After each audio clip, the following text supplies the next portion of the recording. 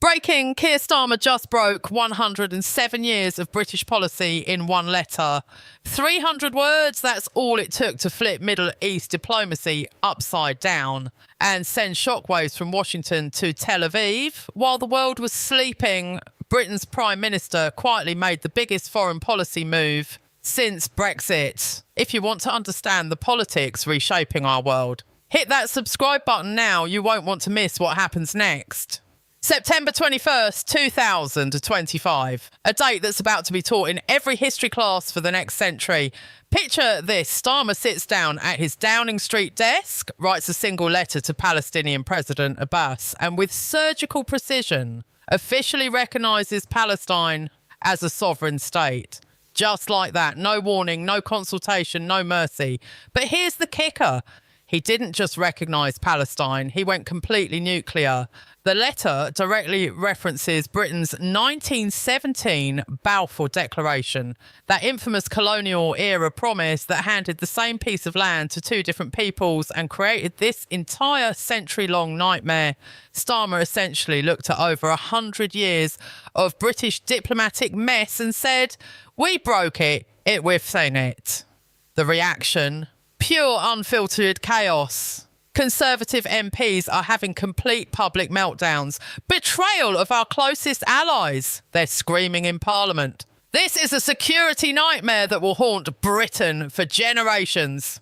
They're treating this like Starmer just handed over the crown jewels to his worst enemies. Former Prime Minister Rishi Sunak called it the most reckless foreign policy decision in modern British history.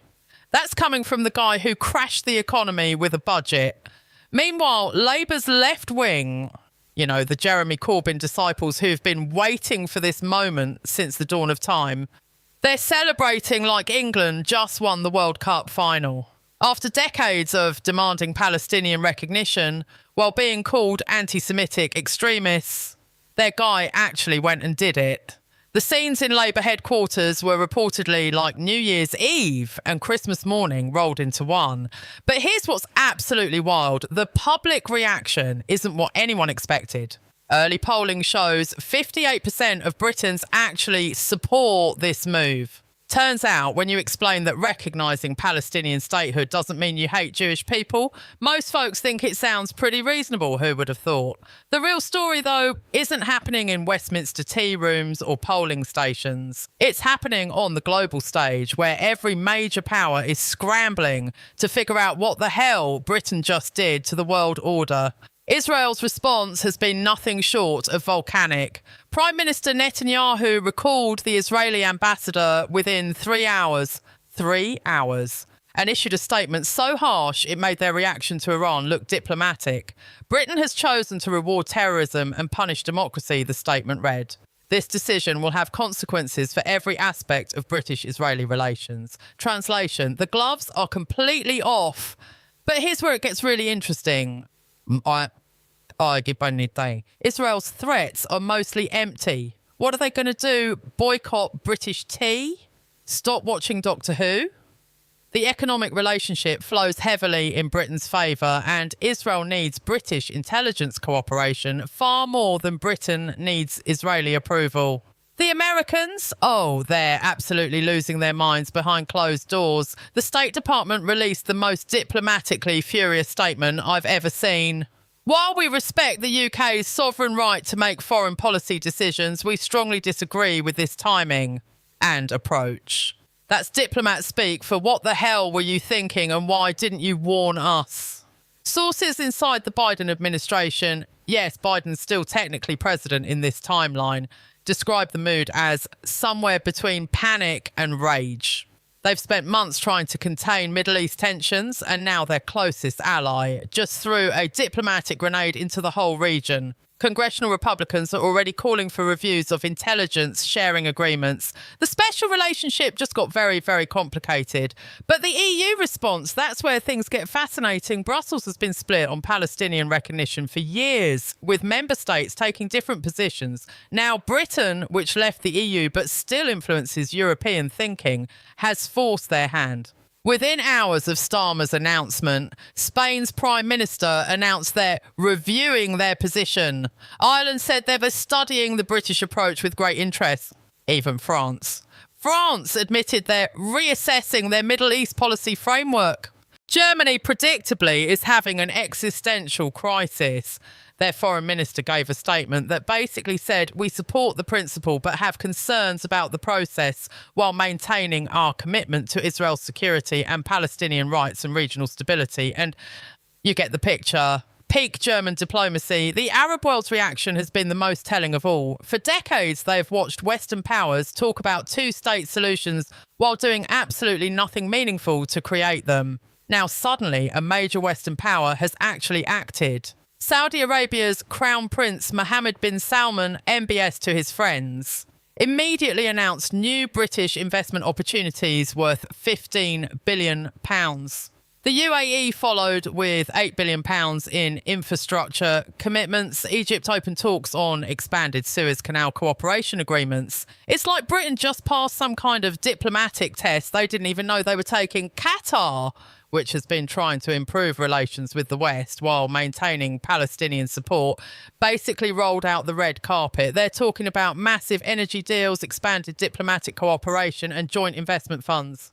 The message is clear.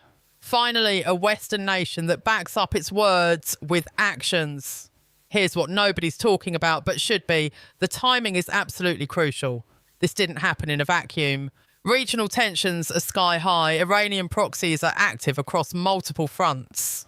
Gaza reconstruction talks have stalled. Traditional Arab-Israeli normalisation efforts have hit walls. Into this powder keg, Starmer throws a lit match. Either this is the most reckless foreign policy gamble since Suez 1956, or it's the most calculated diplomatic masterstroke in decades. There's really no middle ground here. Think about the strategic calculation. Britain is no longer tied to EU foreign policy consensus.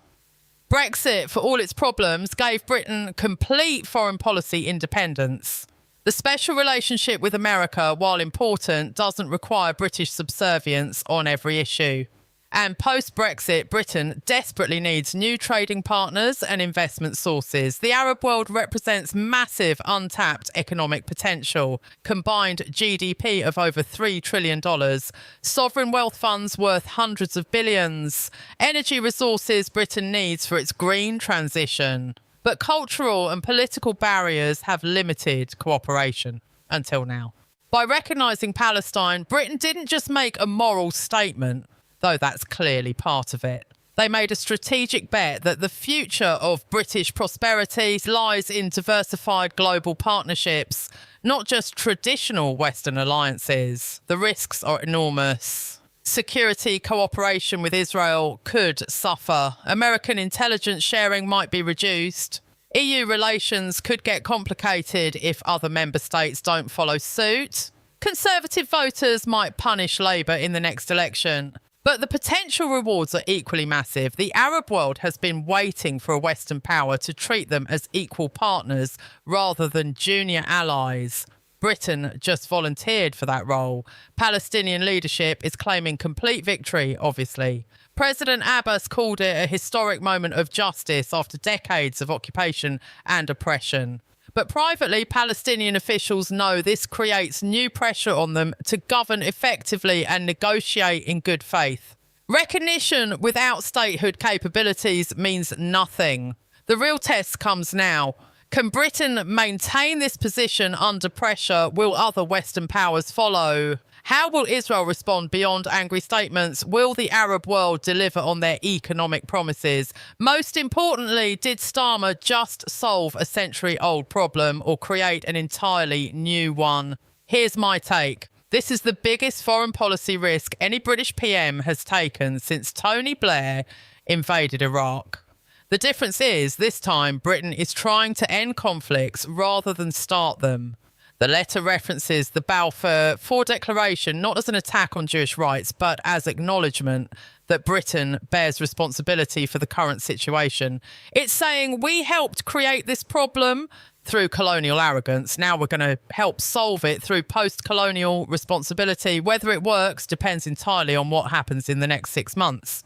If Arab investment materialises, if Palestinian governance improves, if regional tensions actually decrease, then Starmer looks like a genius. If it all falls apart, he looks like an idealistic fool who destroyed Britain's Middle East relationships for nothing. The stakes couldn't be higher. Britain's global reputation, Middle East stability, Labour's electoral chances, and the entire future of Palestinian-Israeli relations now rest on 300 words that took 5 minutes to write. One thing is certain, September 21st, 2025 changed everything. The old rules of Middle East diplomacy are dead. The question now is what replaces them? So what do you think? Is this brilliant long-term strategy or dangerous short-term politics? Did Starmer just solve the unsolvable or create chaos from stability? Drop your thoughts below, share this with someone who needs to understand what just changed forever, and let me know what you want me to cover next. Because trust me, this story is just getting started.